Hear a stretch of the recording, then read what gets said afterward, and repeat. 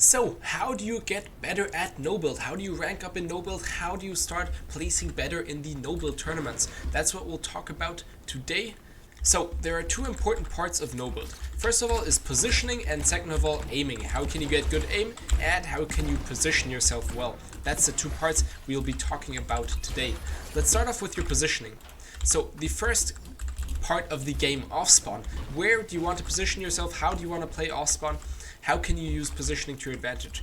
So first of all, off spawn, if you're in buildings like this, you can always use right hand peeks to your advantage. So if you're playing right here, if there's an enemy back there, always stand to the left and peek to the right. That way you can see around this whole area without peeking out. And then when you're ready, you peek out and shoot. The other way around, you can't really see much here. And you have to show your whole body to be able to shoot. Here you can just quickly peek out and shoot. And the enemy barely sees you. So really make sure you're always right hand peeking on off spawn and play high ground.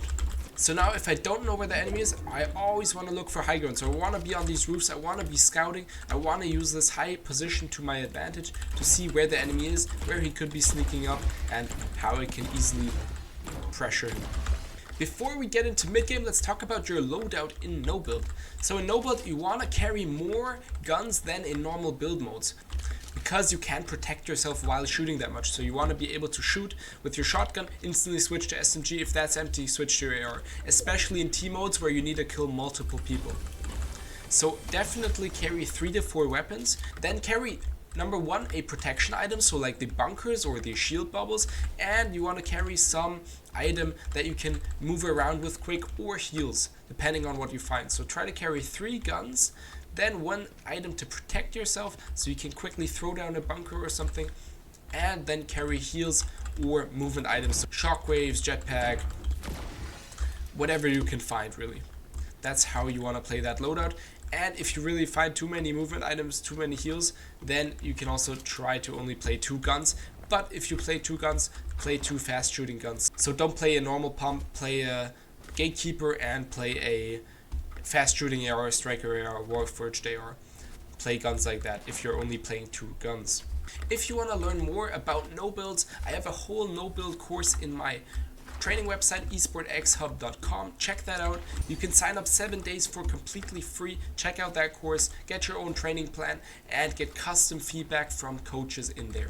So make sure you check that out and leave a like and subscribe to my channel. Now let's move on to mid game. Here are the sight lines on you, and the natural cover you have around you is very important. So I never want to be running around in an open field like this. I always want to be either here next to the mountain, so this protects me from the top, or next to trees like this that give me protection. You always want to have some protection around you that you can get to quick.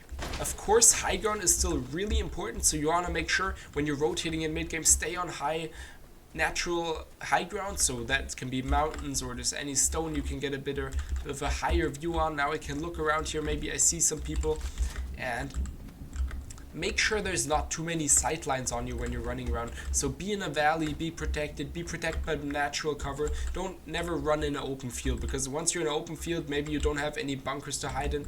There's nothing you can do really, especially if you're playing duos, trios. There's 3 people spraying you, you have no chance. So mid game, make sure not too many sightlines on you, don't be in an open field, play high ground, and have a lot of natural cover around you. That's the 3 things you want to watch out for. Now let's quickly talk about endgame. In endgame, you really just want to use those bunkers you saved up and really play together, especially in team modes, and try to be on the edge of zone. Don't be in center zone. Everyone will spray you if you're in center zone. There's 10 teams looking at you. Don't be center zone. Play edge, play the bunkers, play natural cover you have around you, and that's how you can secure those wins, by baiting other people into going into zone. Maybe even play medkits, play splashes, so you can stay out of zone longer, so you don't have to go in center zone, and you can just spray everyone that is in center zone. So lastly, how do you get the best aim? Aim is really all practice. If you want to learn how to find your perfect sensitivity, you'll have to check out my website, because that's a bit more complicated. But the 2 best aim training maps you can use are right here: Skavox Aim Trainer and 1v1 Aim Duels. The best one is 1v1 Aim Duels because it's more realistic. You're playing against a real player, and Skavox Aim Trainer is good if you're playing alone. Here's the code for the 1v1 aim duels. I recommend you doing some long range, which is best for no builds. So this one, surge tags right here. You can try that scenario, and you can do some close range as well. 1x1 flat, 1x1 cone, to just practice your shotgun aim as well. And here, Skybox Aim Trainer, you can try out all these scenarios as well. So that's how you get better aim. Practice makes perfect. Try these maps out and comment down below if you have any more questions.